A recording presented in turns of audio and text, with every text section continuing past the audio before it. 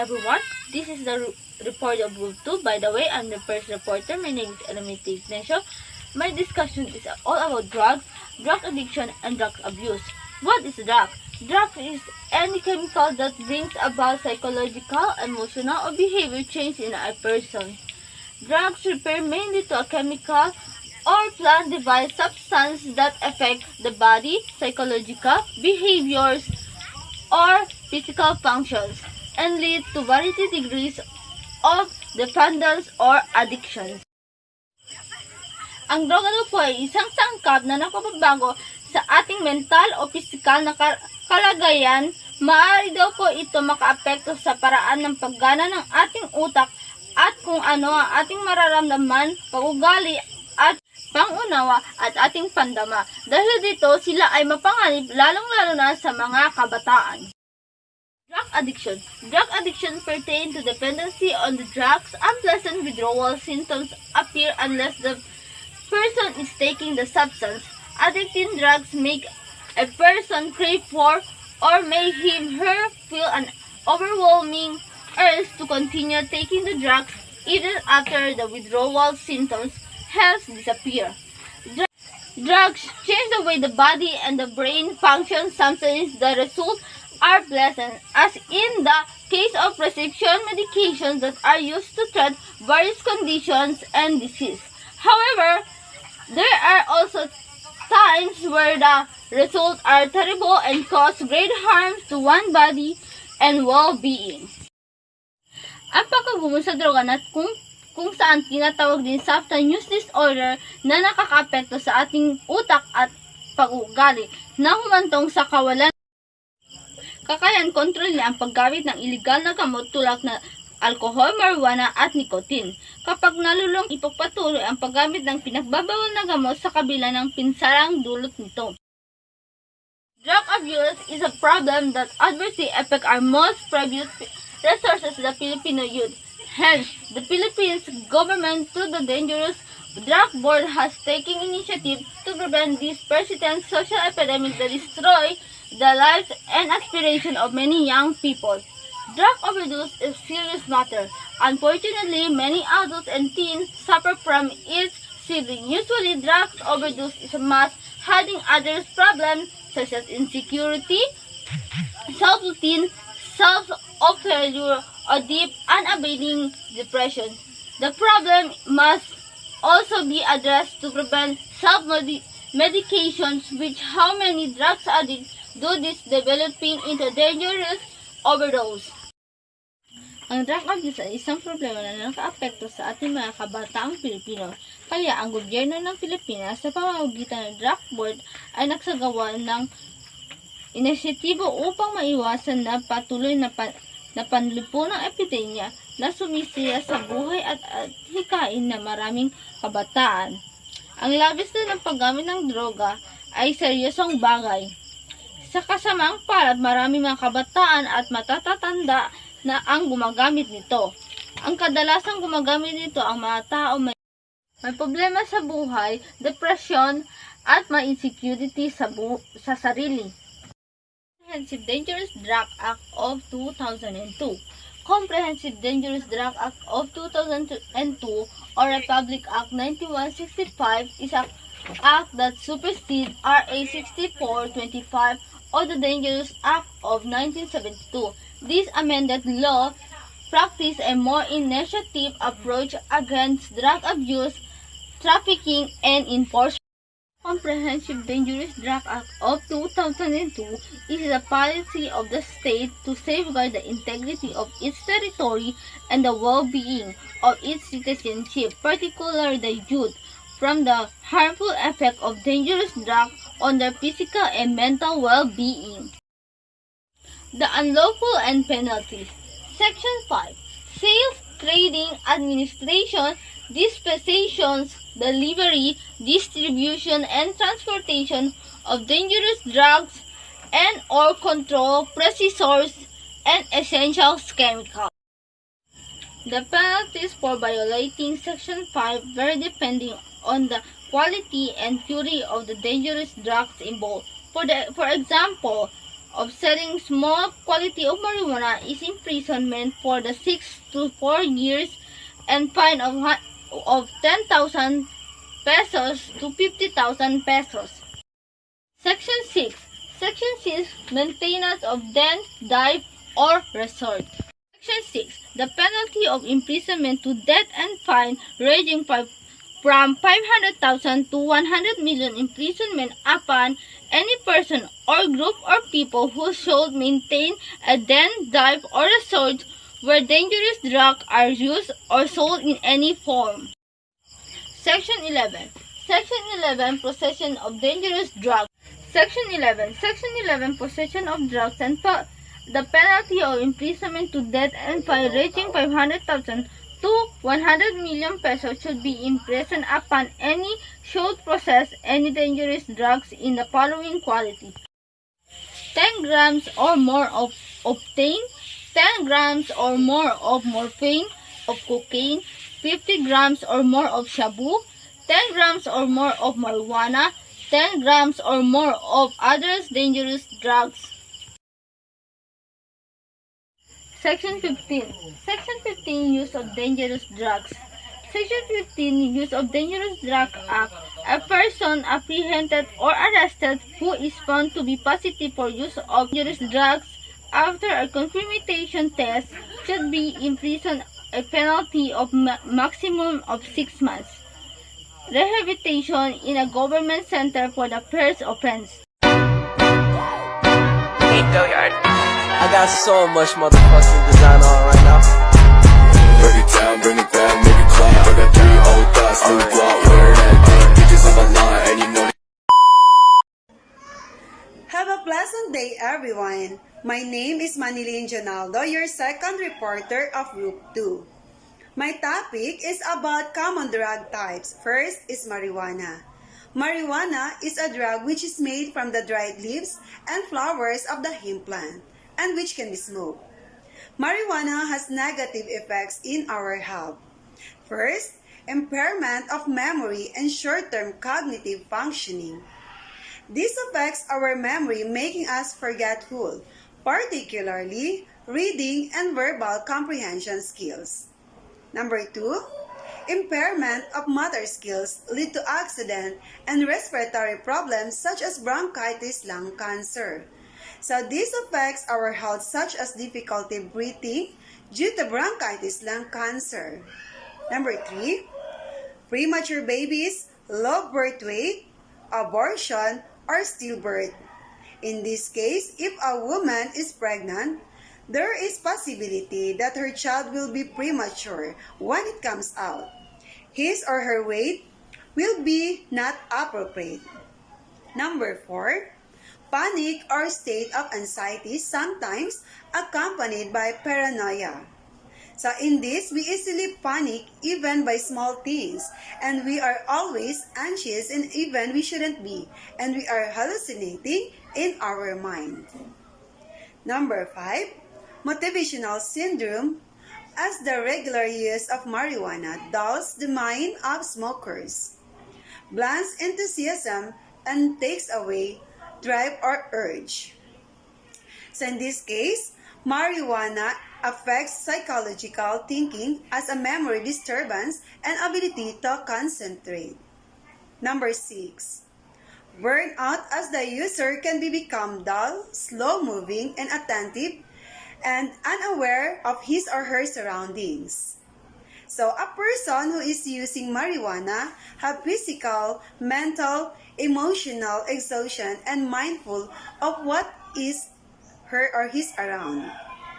Number 7, susceptibility to infection. So sensitive in infection and disease because using marijuana can weaken our immune system.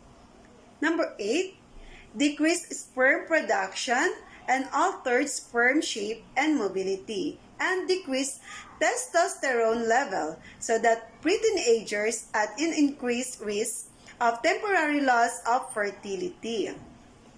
So in this case, using marijuana can cause infertility because of sperm dictation. Number 10, Symptoms of mental illness. So, a marijuana can develop symptoms or mental illness such as depression. So, next common drug type is methamphetamine hydrochloride, or known as shabu. These are adverse effects of methamphetamine hydrochloride. So, we have one, anxiety, tension, irritability, irrational behavior, talkative, and loss of self-control. Number 2, loss of appetite and inability to sleep. Number 3, euphoria elation. 4, acute psychotic reaction, violent and distracted behavior. Recklessness may result in accident. So, this all means that using or causes mental dysfunctional because these alter body chemical and hormones. So this is where my topic ends. But before I end my video, I want to leave a short message. So don't do drugs, don't be slave to chemical. That's all. Thank you and God bless.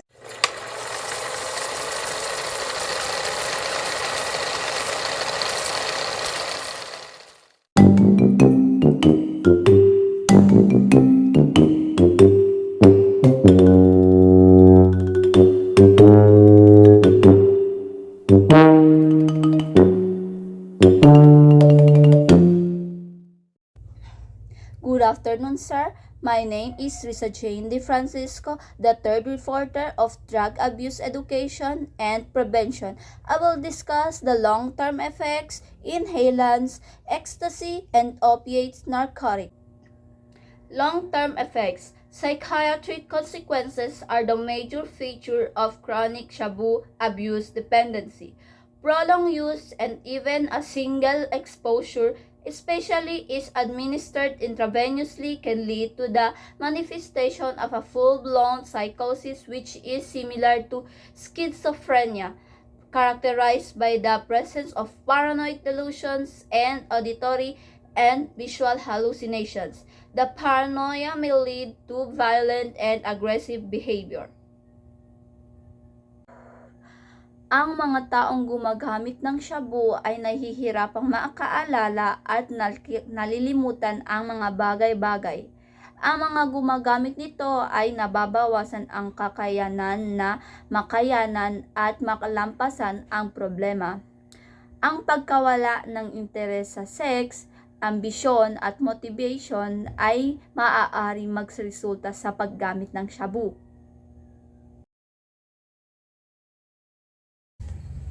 Inhalant abuse is the deliberated inhalation of volatile chemical substances that contains psychoactive mind or mood alternating vapors, causing a state of intoxication.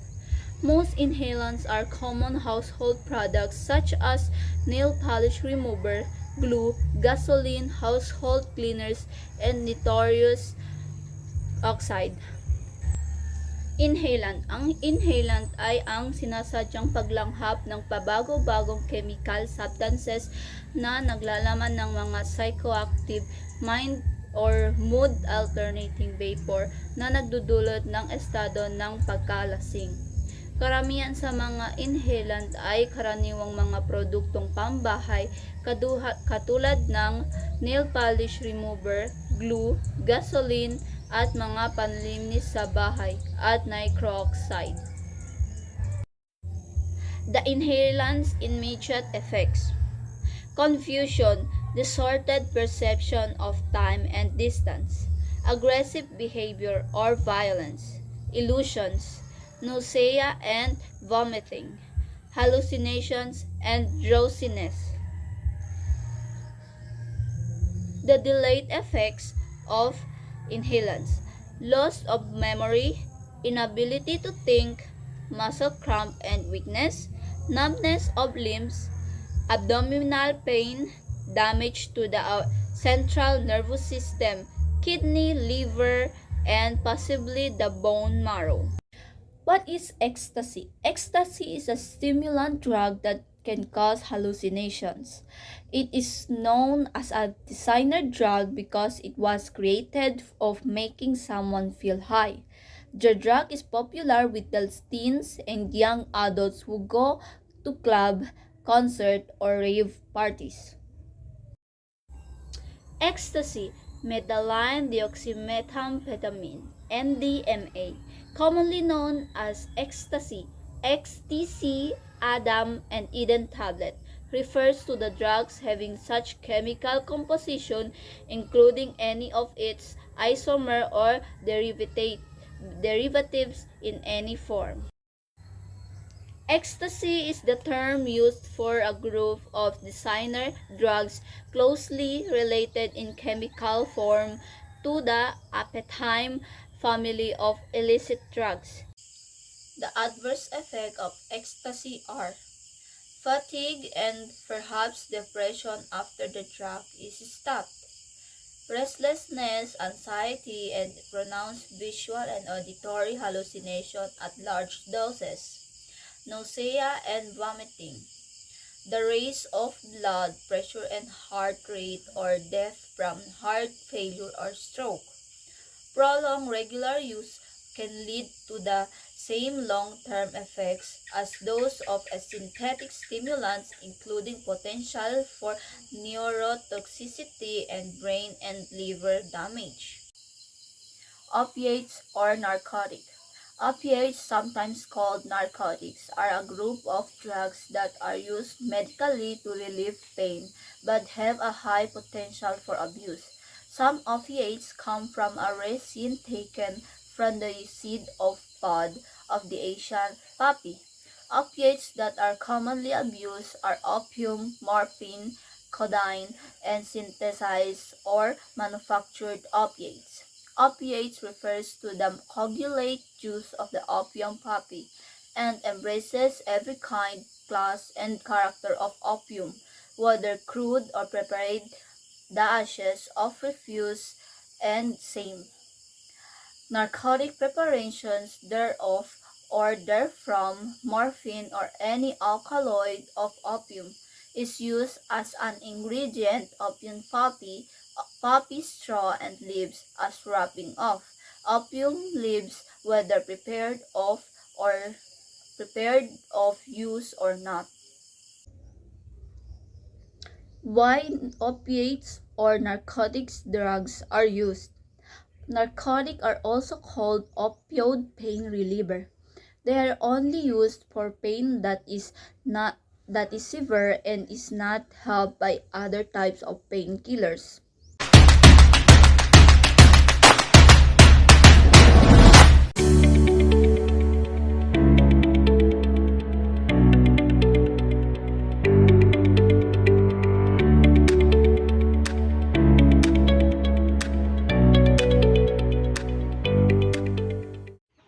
Good day, sir. My name is Victor Inting. I'm the fourth reporter of Group 2, and this is my topic, cocaine. Cocaine is a drug from the leaves of Erythroxylon coca plants, a shrub that originated from South America. Cocaine exaggerates change caused by at least two brain chemicals, noradrenaline and dopamine, increasing alertness and causing by euphoria. Pure cocaine was produced in 1860 and was hailed as a pure oil. Cocaine is one of the first causes of people addiction.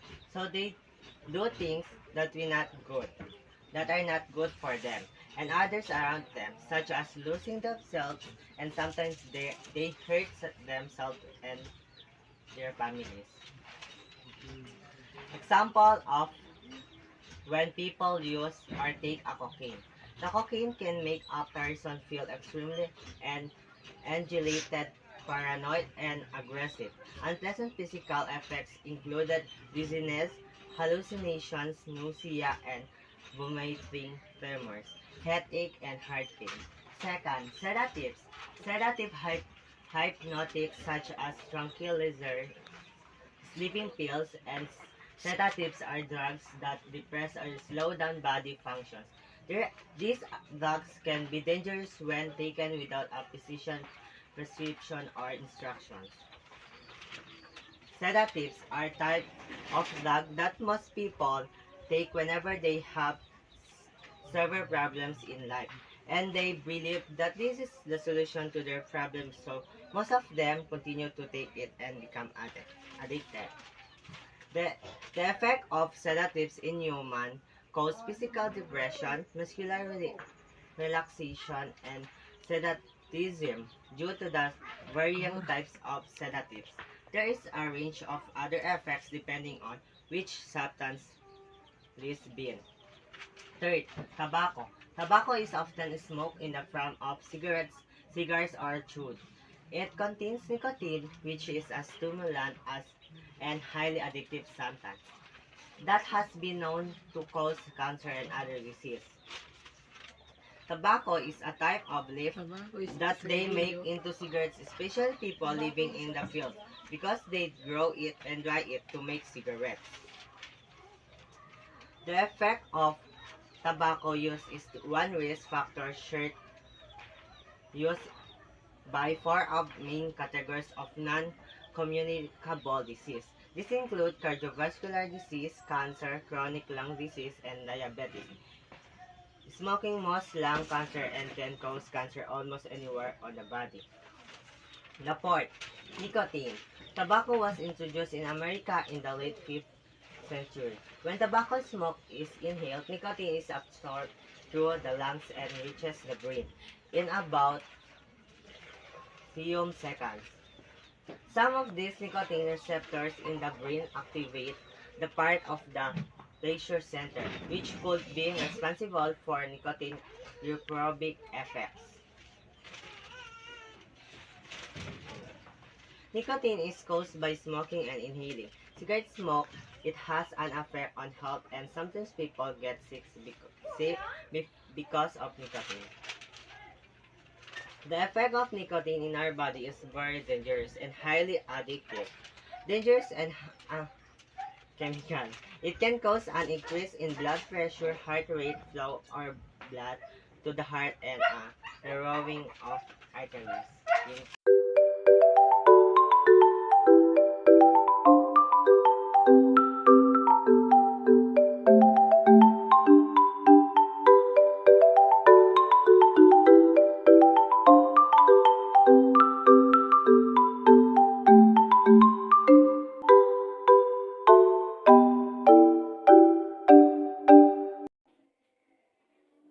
I'm the last reporter.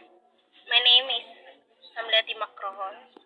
My topic today is why do people turn to drugs? Why do people turn to drugs? Teenagers resort to drugs for a variety of reasons. Number one, for curiosity due to misinformation and for the sake of experience. Pakikisama to be accepted by the barkada or social influences, peer pressure. To have a feeling of security. Number four, escapism or for relief from problems, personal, family, school, work, friendship, relationship, difficulties, low self-esteem, and depression, and others. And the last, to escape boredom and other problems. Ito yung mga dahilan kung bakit nagdodroga ang isang teenagers. Dahil sa isa na dito, isang curiosity.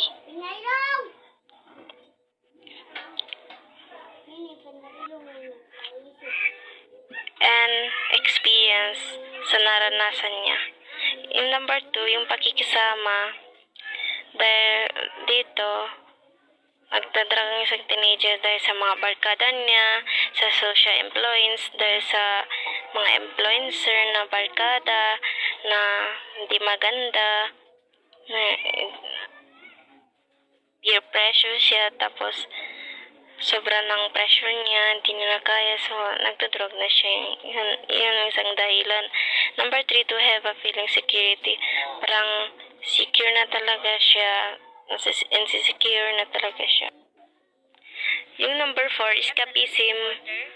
ito yung tumatakas siya or nag-i-escape siya for relief from problems dahil sa problema sa personal and family or school work, friendship, relationship, difficulties, yung mga nababroken na siya, problema sa school, problema sa kaibigan, problema sa relationship, sa love life, lahat na, esteem, depression, and others. And the last, to escape boredom and other problem. Marami talaga problema, sobra na, kaya nabobore na siya gumamit ng droga. Yan ang isang dahilan. Community leaders, advocacy to prevent drug abuse, plan and implement research action, programs involving people, civic professionals, and religious organizations to improve life in the professionals and religious organizations to improve life in the community. The following activities must be implemented in the community: parent education programs, recreational social sport programs, vocational skills developing and training programs, and youth development programs, and seminar on drug education.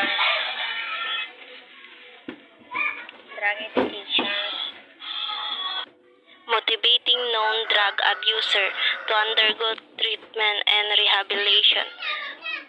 Be it reporting drug pushers, drug den maintainers, and drug traffickers to the law enforcement agencies or authorities. C. Encouraging and supporting the establishment of community guidance clinics for drug users. D. Helping aftercare rehabilitated clients to be accepted back to their community and involving them in meaningful and productive activities. And last E. Helping discharged clients strengthen their moral and spiritual values. What should the CWTS students and parents do help prevent drug abuse? First, the meaning of CWTS is Civic Welfare Training Service. It promotes activities contributory to the general welfare and betterment of life of the members of the community. What should the CWTS students and parents do to help prevent drug abuse? The CWTS student can help parents in the following aspects. Number 1, create a warm and friendly atmosphere in the home. Ibig sabihin nito, number 1, dapat maganda yung pagkikitungo ng isang parents sa kanyang mga anak sa bahay. Number 2, assist parents in developing effective means of communication with their children and for the children to be open and honest to their parents. Ibig sabihin nito ay dapat yung mga parents makatutulong ito sa mga anak niya upang maganda ang pakikitungo at hindi nagsisinungaling ang anak niya dito, dapat ay honest. Number 3, help parents learn how to understand and accept their children for who they are. Number 4, assist parents on how to listen and respect the opinions of their children. Number 5, motivate parents to develop strategies on how to be with their children despite their being busy. Yung number 5, dapat ma-motivate mo yung magulang mo and para yung anak mo na may time ka kahit busy ka, dapat wag mong kalimutan ng mga anak mo na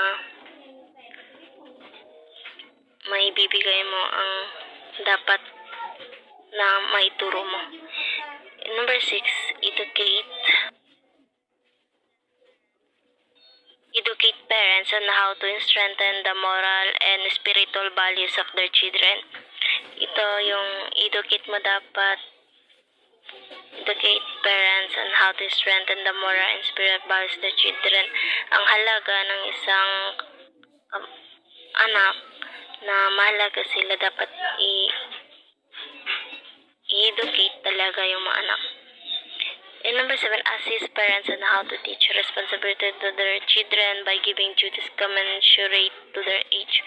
I-assist mo talaga kapag student and parents dapat nagtutulungan.